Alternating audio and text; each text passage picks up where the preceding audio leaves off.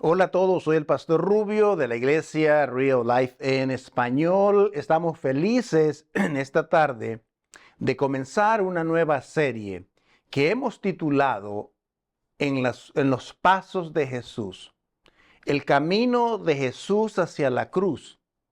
Vamos a analizar por lo menos las últimas 20 horas de la vida de Jesús. Y en las próximas semanas vamos a terminar el 20 de abril, que viene siendo el día de resurrección. Por lo tanto, esta serie creo que será de bendición y de mucha importancia para nuestra caminar, nuestra relación con el Señor. Usaremos las Escrituras de muchas formas para seguir este camino que tomó Jesús hacia la cruz. Y vale la pena recordar que este camino que Jesús tomó estuvo diseñado por Dios y voluntariamente Jesús tomó este camino hacia la cruz.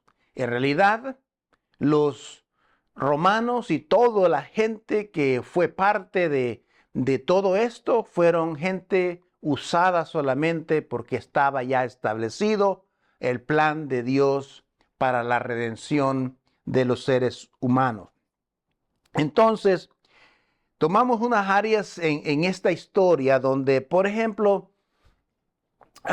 Jesús tiene la cena con los discípulos. Eso era más o menos como el día jueves, según la historia. El día jueves por la noche, Jesús tiene ya esta cena con los discípulos. En esa parte sucedieron varias cosas extraordinarias. Una, Jesús cambia el antiguo pacto por el nuevo pacto. Y también da una lección a los discípulos de humildad, de servicio, cuando lava los pies de sus discípulos. Es más, en esa misma cena, Jesús puede reconocer al que lo iba a traicionar,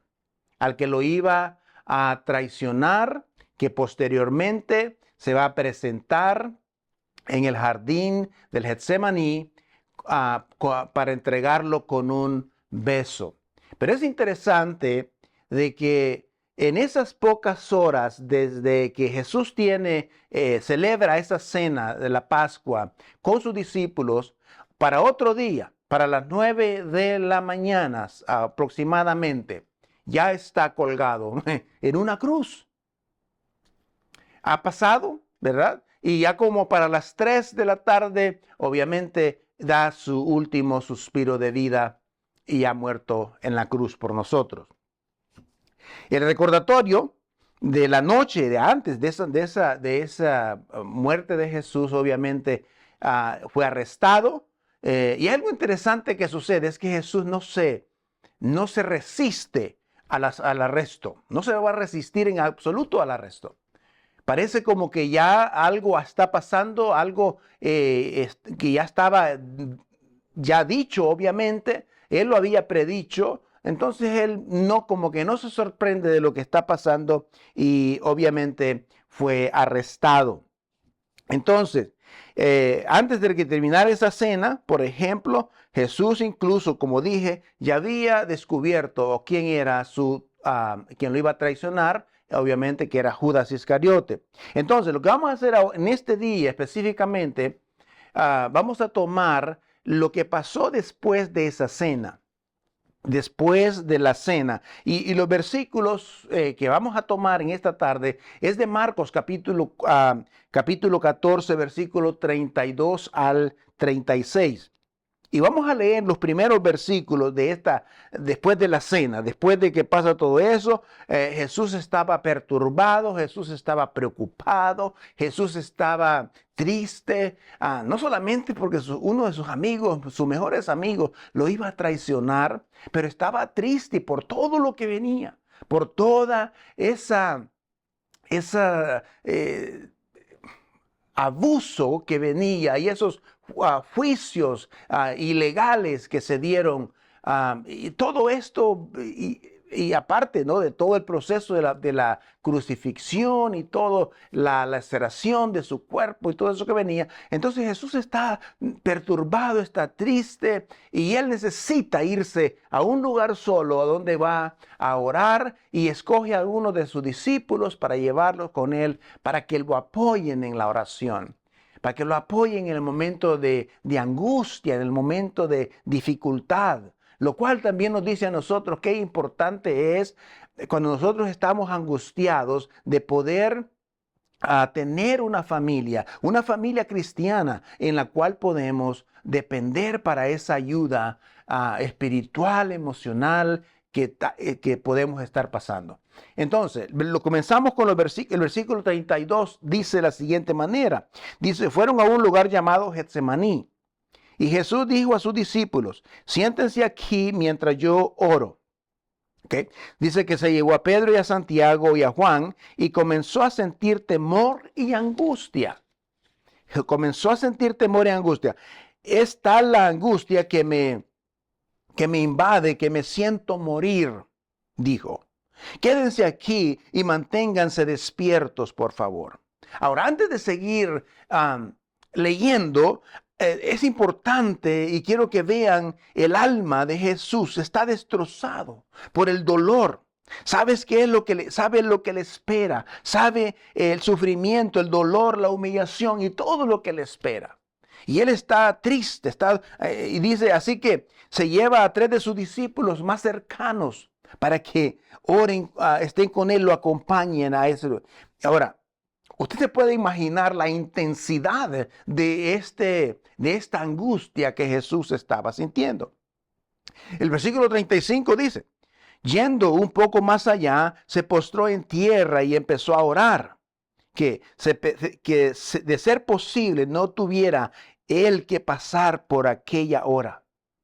Dice, versículo 36, decía, Abba Padre, todo es posible para ti. No me hagas beber este trago amargo, pero no sea lo que yo quiero, sino lo que tú quieres. Jesús usa una palabra aramea en esta parte de esta oración y es la palabra Abba Padre, que literalmente significa papá. Papá. Ahora, esto también es algo interesante pensar de que cuando nosotros estamos pasando por una crisis y somos hijos de Dios, podemos ir a Él y llamarle papá, ayúdame, papá, necesito tu ayuda. Y es interesante, ¿no?, que se estuviera enseñando a orar y Jesús siempre enseñó a orar a sus discípulos, pero en este caso nos está enseñando indirectamente de cómo nosotros debemos afrontar las angustias, el sufrimiento, la preocupación es a través de la oración. Y dice, Abba Padre, papá, viene en mi ayuda, especialmente cuando tienes miedo e incluso cuando tienes angustia. Jesús estuvo allí y tú puedes también decir, Abba Padre, ayúdame, papá. Ahora, no quiero que pierdas que Jesús sigue siendo Dios 100%, pero que también sigue siendo humano 100%. Por lo tanto, esto no debe de cambiar nuestra perspectiva. Luego los versículos siguientes es interesante, sin embargo, quiero que se haga su voluntad, dijo Jesús. Señor, yo no quiero pasar por esta prueba. Yo no quiero pasar. Humanamente Jesús decía, hey, yo no quiero pasar por este trago amargo. Yo no quiero tomar esa copa amarga. Yo no quiero pasar por este problema. No quiero pasar por todo este sufrimiento. Pero aún en medio de todo eso, mire lo que pasa. Jesús dice, Señor, que no sea mi voluntad, pero que se haga la tuya, refiriéndose al Padre. Luego, versículo 37, luego dice, luego volvió a sus discípulos y los encontró dormidos. Simón dijo a Pedro, ¿estás dormido? ¿No pudiste mantenerte despierto ni una hora? Permanezcan despiertos y oren para que no caigan en tentación. Y luego viene esa frase que dice, el espíritu está dispuesto, pero el cuerpo es débil. Una vez más se retiró y hizo la misma oración cuando se fue. La misma oración. Cuando volvió otra vez, los encontró dormidos porque se les cerraban los ojos de sueño. Dice el versículo, no sabían qué decirle. Versículo 41. Al volver por tercera vez, les dijo, ¿siguen durmiendo y descansando? Se acabó. Se acabó, dijo. Ha llegado la hora. Miren, ahí vienen. Ahí vienen. Y el Hijo del Hombre será entregado en manos de los pecadores. Levántanse, vamos. Ahí vienen el que me traiciona. Ahora, esto es interesante porque esta tarde vamos a hablar acerca de esa frase donde Jesús dice, Señor, que se haga tu voluntad y no la mía. Vamos a hablar acerca de la sumisión. La sumisión. Ahora, Jesús podría haber desaparecido, podría haberse aferrado al ejército celestial, pero se sometió a la voluntad del Padre, porque en esa sumisión al Padre estaba en la balanza tu salvación y mi salvación. Ese era el camino que se había diseñado y desde la eternidad, que el Hijo del Hombre viniera y muriera en la cruz por el pecado de cada persona. Allí estaba, en esa balanza, en esa decisión de si me someto al Padre en su decisión que se ha tomado de salvar al mundo a través de mi sacrificio, dice Jesús, en otras palabras. Entonces, en esa balanza está usted. No sé si esto debería ser un momento de extremo agradecimiento por lo que Jesús hizo ahí en ese jardín del Edén. Del Getsemaní. Hablando del jardín del Edén. En el jardín del Edén podemos ver al primer Adán, dice la Biblia, un hombre que se rebeló junto con su esposa, había rebeldía, no había sumisión, más el segundo Adán en el jardín del Getsemaní muestra una sumisión a la orden del Padre, una sumisión al proyecto de salvación, al proyecto de redención del Padre. Él lo muestra, Él se somete. Entonces esta tarde vamos a hablar un poco de esa sumisión. La palabra sumisión es una palabra extraña y engañosa. A menudo, por ejemplo, tenemos una visión negativa de lo que es la palabra sumisión.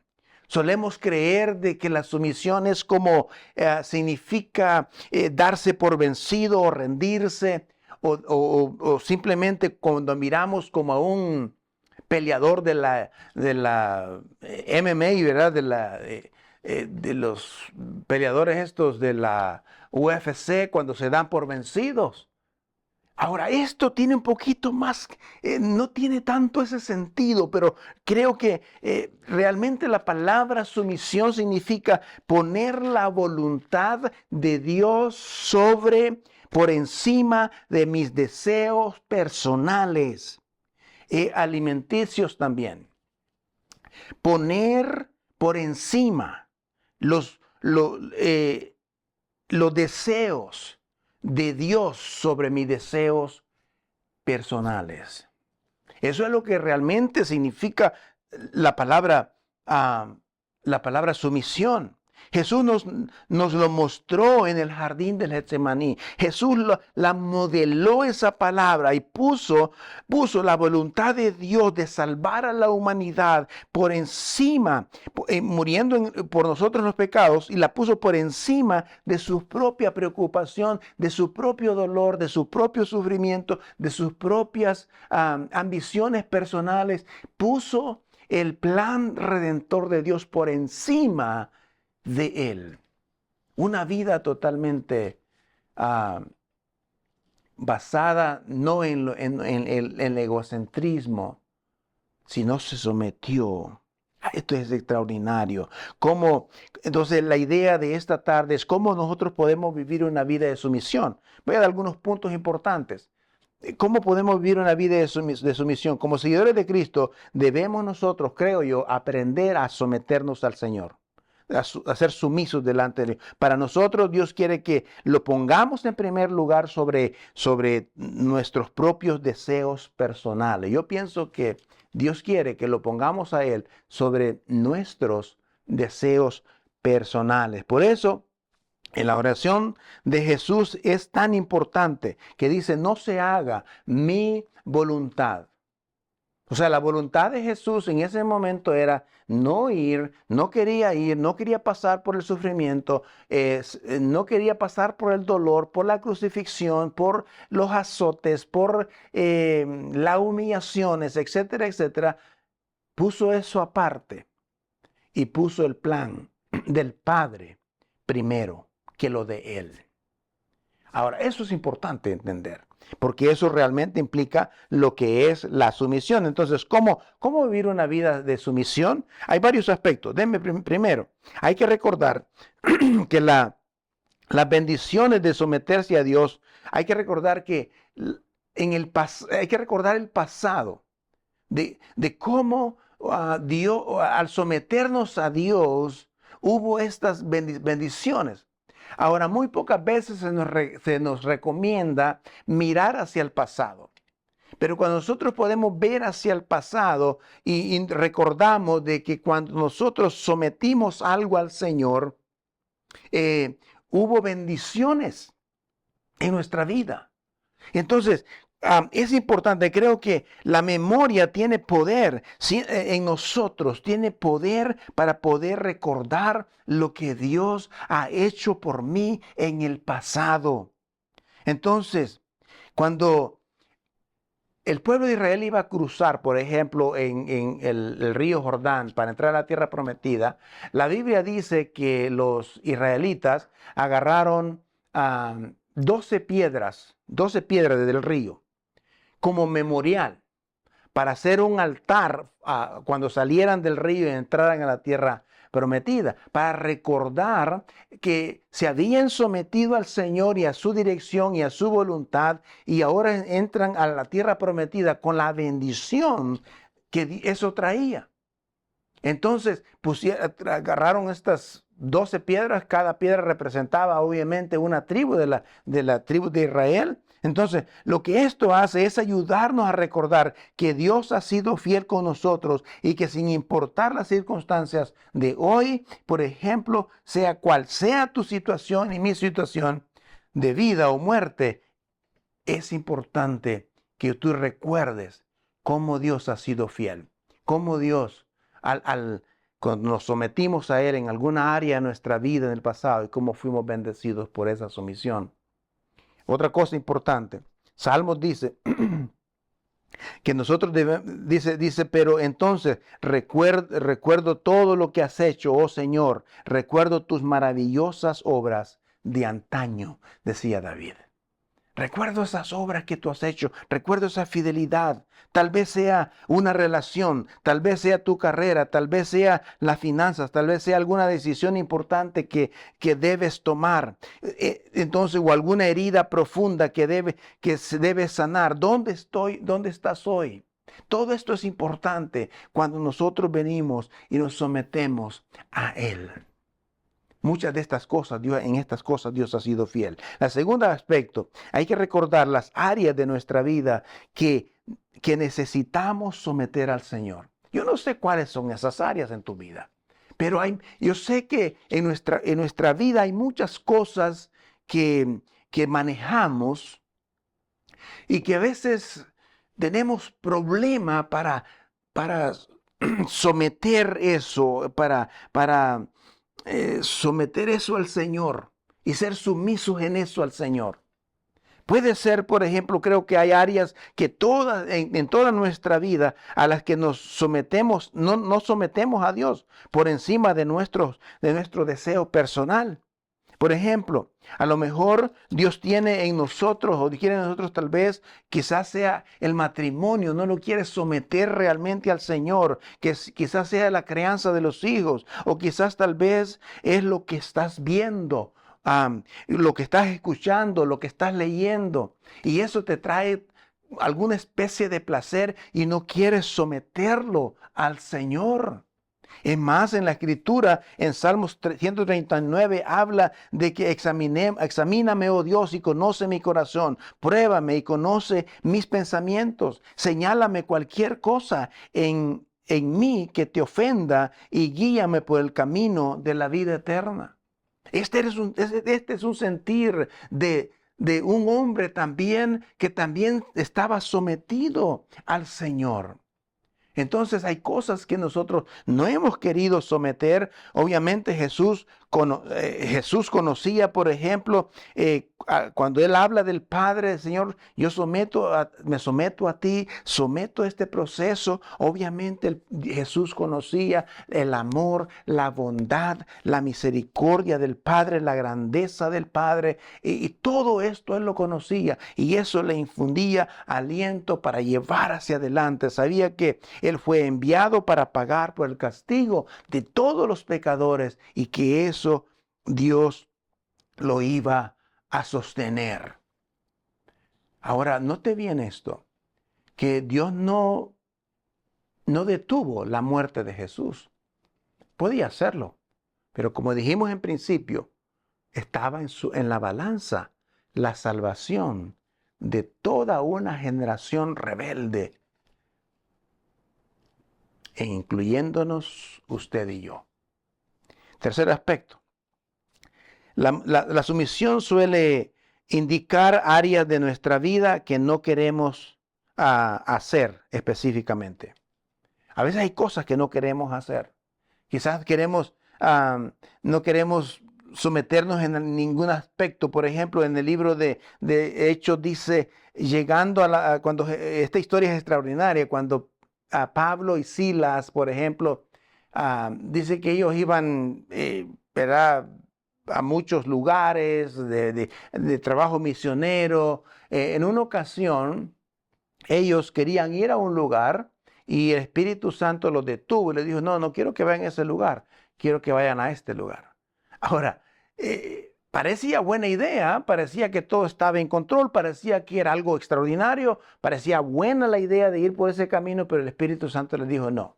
Ellos tuvieron, obviamente, la oportunidad de decir, no, yo no voy a eso, yo no me voy a someter a lo que tú dices, nosotros vamos a hacer lo que nosotros queramos hacer. Pero no fue así. Pablo y Silas se decidieron ir a donde el Espíritu Santo les dijo que fueran. Por ejemplo, dice el versículo 7 del capítulo 16. Dice, llegando a la frontera de Misia, se dirigieron al norte, a la provincia de Bitinia, pero el Espíritu de Jesús no les permitió ir ahí. Así que en cambio continuaron a través de Misia hasta el puerto de Troas. Ahora, note bien el grado de sumisión de estas personas. Fácilmente pudieron decir, hey, yo voy por mi camino, yo voy a hacer lo que yo quiera, yo voy a hacerlo a mi manera. Pero no fue así, no fue así. Entonces, esto implica realmente que a veces nosotros tenemos que hacer cosas que no queremos hacer específicamente. Significa someter eso ante el Señor. Entonces, le pregunto, ¿cuán dispuesto está usted a ceder el control de aquellas áreas en tu vida que sabe que están fuera de la voluntad de Dios? ¿Qué tan dispuesto está? Puede ser, como dijimos, una relación, puede ser una batalla espiritual, puede ser finanzas, puede ser tu trabajo, puede ser incluso tu propia vida, puede ser incluso tu familia. ¿Qué es lo que no quieres someter al Señor? ¿Tu placer? Entonces, Jesús se sometió al Padre, todo lo que él sentía, todo lo personal, por hacer lo que el Padre le había mandado hacer. Otro aspecto. Hay que reconocer que la sumisión no es un evento aislado. La sumisión es algo que se da todos los días. Es posible que el día de ayer no tuviste la oportunidad de someter algo al Señor, de someterte al Señor, pero hoy lo puedes hacer. Entonces, la sumisión es algo cotidiano, es algo diario, es un estilo de vida, no es un evento aislado en la vida. Tenemos que nosotros entender de que nosotros comencemos con esa oración: Padre, haz tu voluntad y no la mía. ¿Que no fue eso lo que Jesús enseñó a sus discípulos a orar? ¿Ok? Esa fue exactamente cuando Él les dijo que oraran y que dijeran al Padre: Padre, que se haga tu voluntad y no la mía, aún en la historia del Padre Nuestro. Entonces, es importante reconocer que la sumisión es algo de todos los días. Ahora, número 5. La motivación de Jesús para someterse en el huerto del Getsemaní nos debe de motivar a nosotros a ser sumisos. La motivación de Jesús fue el amor hacia cada ser humano, de los que estaban habitando y de los que habitarían en el mundo. Fue el amor que llevó a Cristo a la cruz. Fue el amor el que llevó a Cristo a esa sumisión al deseo del Padre. Fue el amor que llevó a Jesús a someterse, porque estaba en la balanza, la vida eterna de cada uno de nosotros. ¿Qué importancia tiene en realidad la sumisión? En este caso, la sumisión de Cristo al Padre, porque estaba en el limbo la salvación, la redención de cada ser humano, incluyendo usted y yo. Entonces, a veces nosotros en la vida cristiana queremos nosotros realmente estar sentado en el trono. Alguien tiene que estar sentado en el trono. Cuando una persona está sentada en su propio trono, significa que no hay sumisión a nada. Aún puedes ser cristiano y estar sentado en tu propio trono. Porque no quieres someterte a nada, no quieres someterte a lo que Dios quiere hacer en tu vida y en mi vida. No quieres someterte a Él, y significa que vas a hacer las cosas a tu manera y estás sentado en tu propio trono. O le damos el trono de nuestra vida a Dios, a Jesús, para que Él se siente en el trono y sea Él el que dirija nuestra vida, y yo someterme a Él. ¿Sabes por qué? Porque Él sabe mejor de la vida que usted y yo. Por eso creo que es importante someternos a Él, porque Él conoce mejor tu presente, tu pasado, tu presente y tu futuro. Creo que es esencial el hecho de tener esta actitud de sumisión hacia Él. Entonces, voy a hacer para terminar, déjenme hacerles una pregunta muy puntual. Como creyente, probablemente al analizar la actitud de sumisión de Jesús, creo que al reconocer que por su sumisión tengo vida eterna y estoy seguro de que estaré con el Señor. Y quizás todos aplaudimos esa acción de sumisión de Jesús al proyecto de salvación del Padre. Creo que todos, sin excepción de personas, podemos aplaudir y agradecer esa sumisión. Pero la pregunta es, ¿Aplaudiría Dios la sumisión suya a Él en este momento? ¿Aplaudiría Dios el grado de sumisión de usted hacia Él en el día de hoy? Lo dejo con esa pregunta, porque creo que es importante. A veces tenemos tanta rebeldía, tanta petulancia absurda, y a veces no queremos reconocer y darle el lugar de nuestra vida, del trono de nuestra propia vida, a aquel que murió y resucitó y pagó por tus pecados. Y es por ende que tienes vida eterna y tenemos vida eterna gracias a su sumisión. No sé si puedes ver la importancia que tiene la sumisión. Cuando tú sometes tu vida a Él, tus proyectos, tus acciones, tus hábitos, Él habrá una tremenda bendición. Hay un pasaje que dice que cuando nosotros confesamos nuestros pecados, hay refrigerio del Señor en nuestra vida. Así que medita en esto, medita en lo que hemos hablado, en cómo Jesús se sometió al Padre y las bendiciones que eso ha traído para nuestra vida y para ti.